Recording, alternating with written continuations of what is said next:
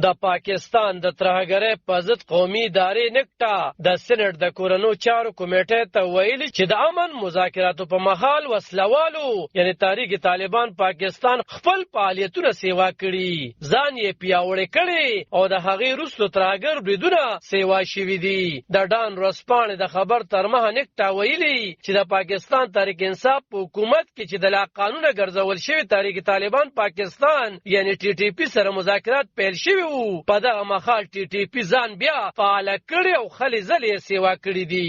نکټا زیاته کړي چې د افغانستان نه د امریکایي ځواکونو وتلو سره ټي ټي پي پیاوړی شوي او په افغانستان کې ځان مضبوط کړی دی. ادارې د سېنات کمیټې ته ویلي چې د مذاکراتو په مهال د ټي ټي پي وسلوال سوات او خوش علاقو ته راغلي. په سوات کې د ټي ټي پي بیا راښکاره کېدو یا موجودګۍ ته د سوات د ځایي خلکو او ریاست غبرګون د دغو مذاکراتو سره تړاو لري. د دې ترڅنګ ویل شوي چې د خیبر پښتونخوا ملکنډ ډیویژن ترهګرۍ ته غیر محفوظه دی ځکه چې دا مرکزی علاقه ده او چاپیره ترې د آبادۍ علاقې پرتې دي. د اګست په میاشت کې په سوات کې طالبانو د ښکاره کېدو بدامنۍ د پیښو کېدو وروسته بیا د سوات نه تر وزیرستان او خیبر پښتونخوا په بېلابېلو ضلعو کې د بدامنۍ په ضد او د امن دپاره په غټه کچه مظاهرې پیل شوي چې تر اوسه پورې روانې دي. په یادو مظاهرو کې بیا دا خبره تکرار شوی چې پښتانه به نور خپل خوره بدامنۍ ته نه پرېږدي. د جماعت اسلامي سره تعلق لرونکي سېنیټر مشتاق احمد چې په یاده غونډه کې موجودو خبرو کې ویلي چې نکټا چې کمیټې ته کوم اخوال وړاندې کړي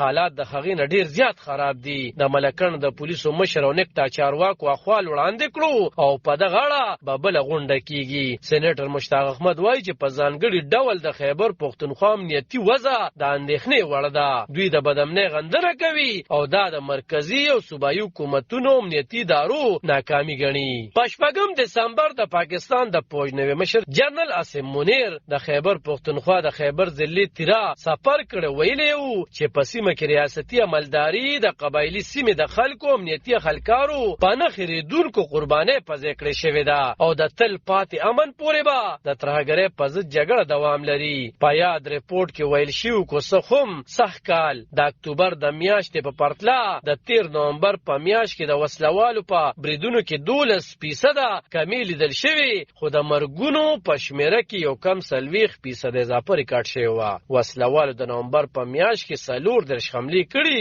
چې پکې 40 کسان وژل شوي او په وژل شوو کسانو کې د 12 امنیتي ځواکونو په ګډون 15 عام خلک شامل وو. علب خان شیرپو دلبر نیوز 400 د پاکستان